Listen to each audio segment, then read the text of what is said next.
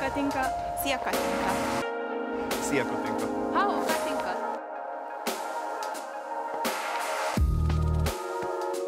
Szia Katinka! Engem borzasztóan érdekel, hogy hogyan fér bele az időd, vagy egyszerre versenyzel, iskolát vezetsz és vállalkozol is.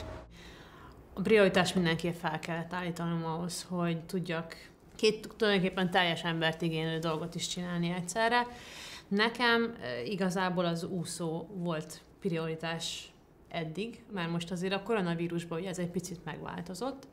Tehát minden, ami belefért nekem az úszáson kívül, és amennyi időm maradt a vállalkozásaimra, azokat próbáltam el minél inkább tényleg nagyon produktívan felhasználni.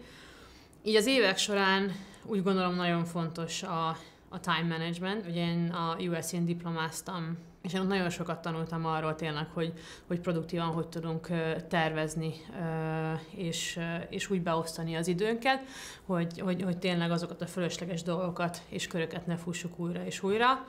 Úgyhogy én úgy gondolom, hogy csak így tudtam eljutni erre a szintre, és hát természetesen rengeteg jó ember kell körém, mivel krónikus időhiányban szenvedek.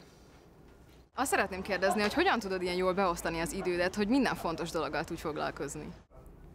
Ami nekem nagyon nehéz volt az elején, amikor elkezdtem vállalkozni az úszás mellett, hogy kiengedjek dolgokat a kezem közül. Főleg az elején nagyon sokszor az volt, hogy úgymond túlvállaltam magam, és ez nagyon sok stresszet okozott. Úgyhogy ma már ezt nagyon próbálom leegyszerűsíteni, és minden olyan dolgot, ami egy folyamat, vagy olyan utasítások, amiket bárki más meg tud csinálni, azokat tényleg kiengedem a kezem közül, és azon vagyok, hogy minél több olyan minőségi időm maradjon, ahol tényleg fontos döntéseket tudok hozni, és stratégiát felállítani a vállalkozásban. Mi a sikeres vállalkozásotoknak a titka? Erre is köszönöm a válaszodat. Én úgy gondolom, hogy a vállalkozás az nem csak pénzről szól, bár ugye abban mérjük sok esetben a vállalkozás sikerességét.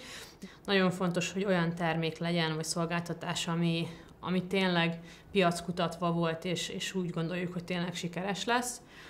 Azt is át kell gondolnunk, hogy mennyire vagyunk vállalkozó típusúak, mert nem gondoljuk előre, hogy tényleg az egy napi 24 órás munka. Valaki ilyen típus legyen, hogy ilyen szinten szeretne valamivel foglalkozni, és ennyire szenvedélyes az iránt, amit szeretne csinálni, és nagyon jó emberek kellenek, legyen az partner, vagy már egy csapat az elején, én úgy gondolom, hogy az nagyon-nagyon fontos.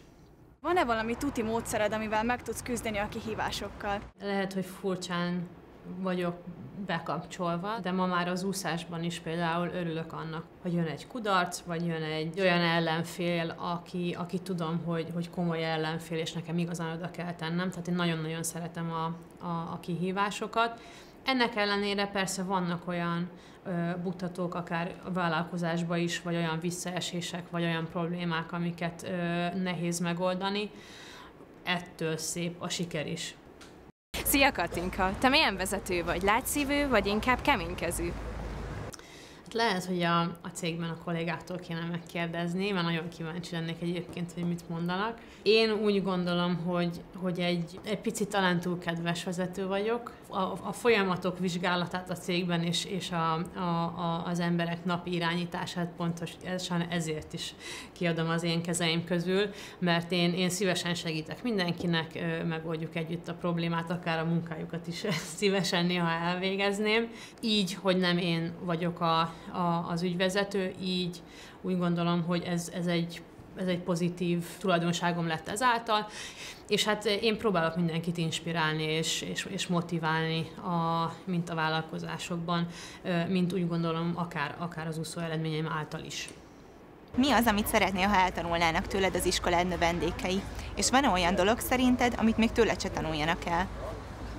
Mi szeretnénk gyerekekkel megszerettetni a sportot, és nem feltétlenül már gyerekkortól úgymond kihajtani őket, és csak az eredményre koncentrálni. De ezen kívül azt is meg szeretnénk nekik tanítani, hogy már pedig, ha kitűzöd a célod, azért mit kell tenni, meg kell érte dolgozni. Ez egy életstílusuk sokkal gyorsabb, mint nekünk volt annó, és a sport még mindig nagyon jó eszköz arra, hogy megtanítsuk nekik a kitartást, a kemény munkát. Ezen felül azt, hogy a hosszú távú célunkat kitűzzük, de kitűzzük a rövid távú célokat, ezeket hogyan tudjuk elérni, ezt megtervezzük. Ugye a vállalkozói énem, meg az úszó énem nagyon sok mindent tud egymástól tanulni, és nagyon sok mindent tudok az egyik szférából a másikba átvinni és használni gyakorlatban. Én 10 évesen az igazi lázadó tinédzser voltam, aki tényleg senki nem hallgatott, nagyon makacs, és egy edző se tudta megmondani nekem, hogy mégis mit csináljak. Lehet, hogyha nem ilyen lett volna akkor a személyiségem, akkor hamarabb lettem volna olimpiai bajnok. Fontos, hogy a gyerek megtalálja a saját maga útját, akár a mi klubunkban, akár máshol, akár a sportban, akár máshol, mert mindenkinek más. És én gondolom, hogy az, hogy én hogy éltem meg a pályafutásomat, az nem biztos, hogy minden gyerekre vagy személyiségre ráhúzható. Én azt szeretném megkérdezni, hogy kik a példaképeid, és hogy mit tanultál tőlük. Gyerekként én Egerszegi Krisztina szerettem volna lenni, és hát olyan sikeres úszó, mint Egér volt. A későbbiekben, mivel ugye Amerikában tanultam, nekem nagy példaképem lett LeBron James. A barátaival kezdett el egy sport agency-t, ezen felül a szülővárosában épített egy iskolát a hátrányosabb gyerekeknek.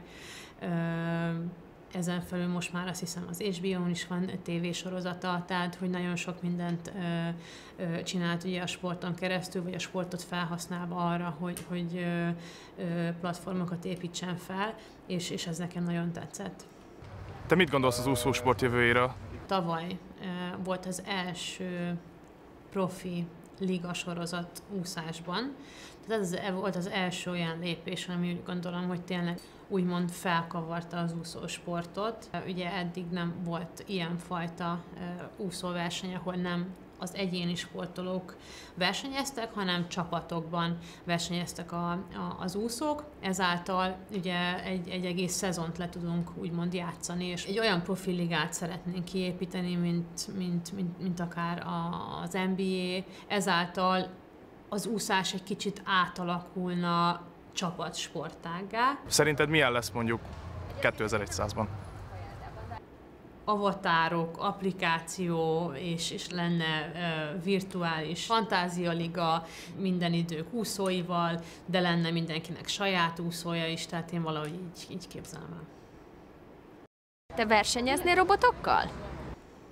Én azért nem tudom elképzelni a robotok és sportolók versengését, mert ugye előre tudnánk, hogy a robot mennyit fog úszni, de szerintem a sportnak pont ez a szépsége, hogy emberekről van szó, és nem tudjuk előre, és pont ezek a kérdőjelek, amik mindig is érdekessé fogják tenni a sportot. Köszi! Köszi! Köszi a választ! Szia!